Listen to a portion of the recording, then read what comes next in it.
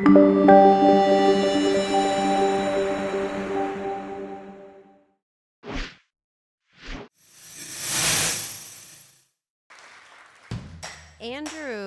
with Enmass Energy.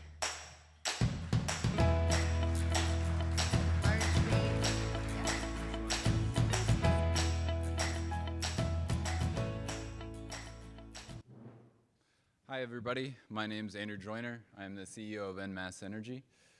We started Enmass Energy 2015 with the goal of building renewable energy projects in developing countries based on farm waste. And we realized that it wasn't a lack of demand for energy or energy services or a lack of capital available to build power projects based on farm waste that was holding this industry back. It was the ability to control the supply chain. So that's what we did. We went out and built a software tool to do just that. We realized we solved a number of problems along the way. First, we work with smallholder farmers, and many of these farmers are extremely poor, living off of $2 or less per day. Second, they rely on middlemen to access commodities markets.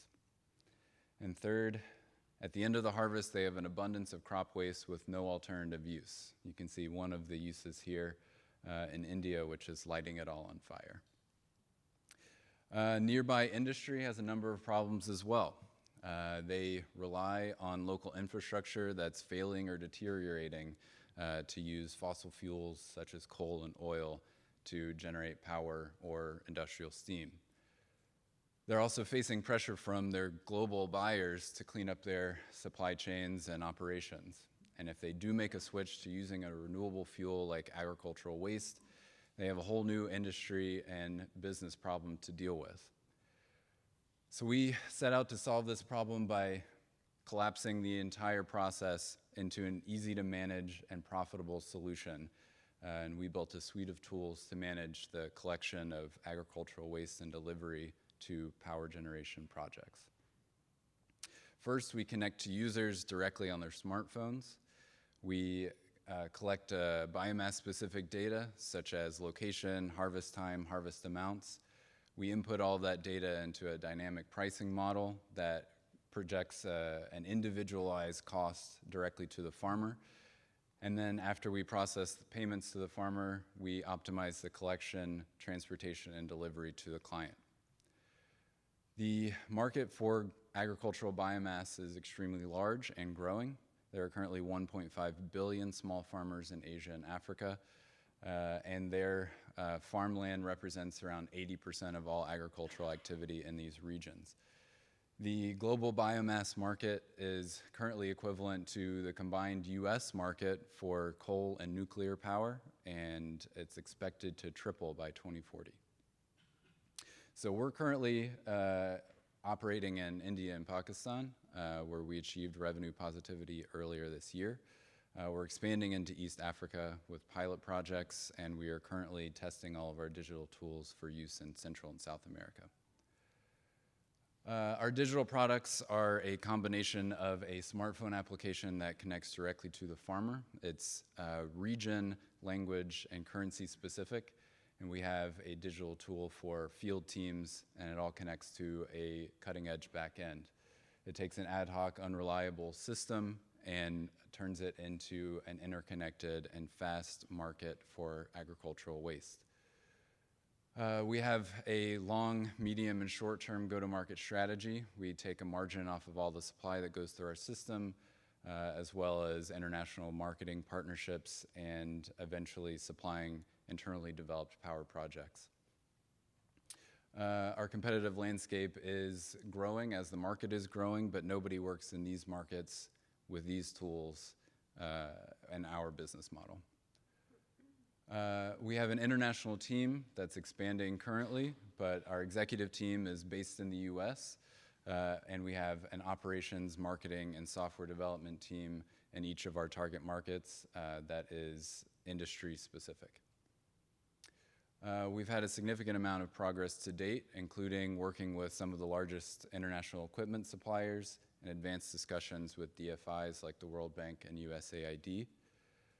And we were able to complete all of this with just a friends and family round alongside our founders' funds. We're planning a pending round that's a seed series round, which should get us to revenue positivity in 2+ countries, as well as an expanded iOS ecosystem to match our current Android ecosystem, and expand our operations and marketing team. And that's it. Thank you very much.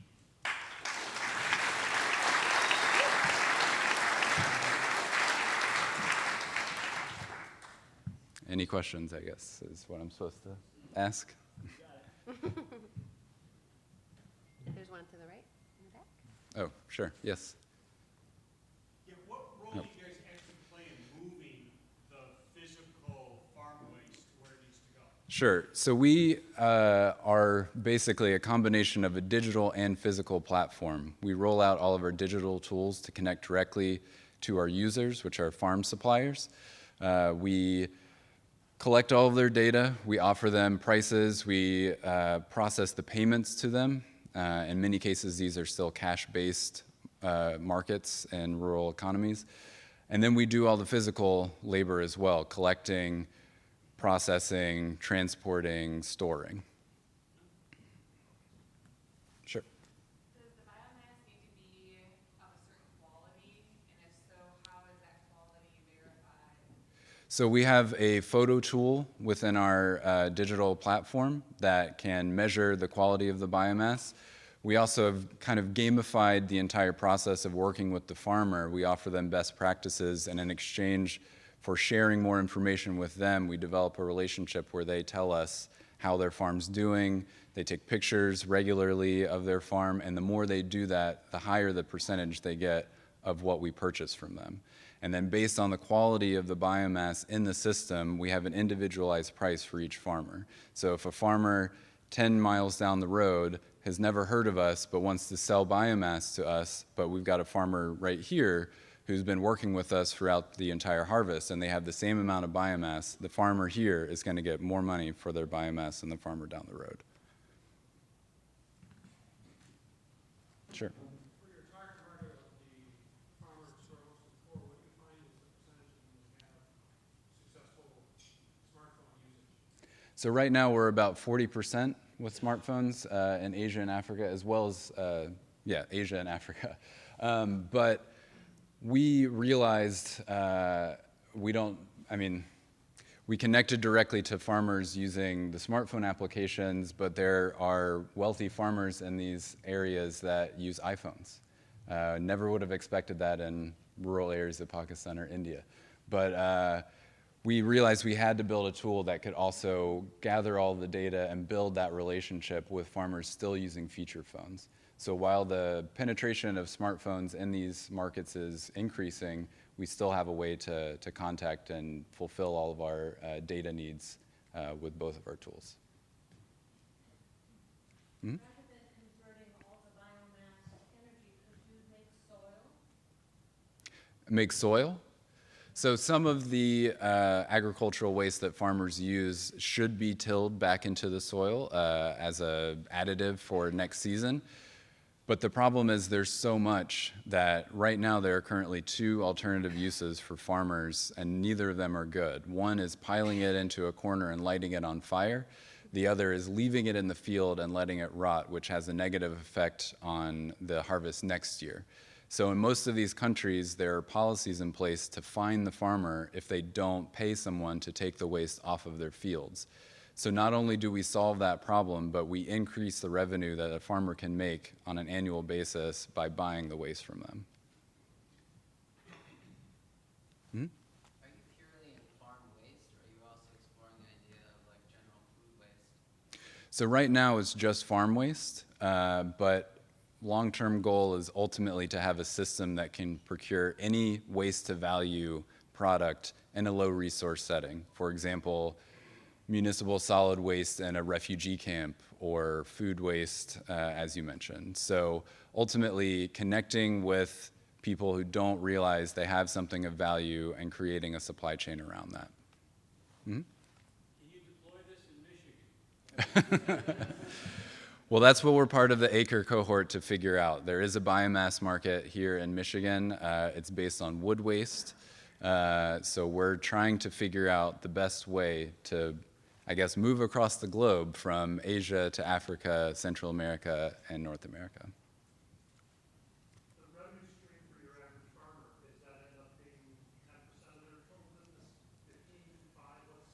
So it depends on how the commodity markets do each year, but it can range anywhere from 60 to 100% of what they're already making. There's way more crop waste to a crop harvest than there is an actual crop that can be sold to market. We have time for one more question. I see Chris in the corner. Mhm. During your process, do you have any clean water extraction within that facility and some of those environments that you benefit from that? I mean, water is a major issue in most of these countries. I guess you're asking, like, how does the farmer use water, or how are we using water in our process? Bill Gates Foundation that converts human waste into energy actually has an extraction process and then creates clean water, drinking water in those environments as well. Right. I can see that being extensively beneficial in your environment and probably even easier utilizing agricultural. Sure. So most of the time, using agricultural waste as a fuel for power or steam generation, you're trying to reduce the moisture content or at least keep it within a reasonable band. So I'd have to look into that. But I do know that utilizing basically human waste or municipal solid waste as some sort of input that humans would then consume in a predominantly Islamic country is very difficult to get buy-in on. Thank you. Great. Thank you.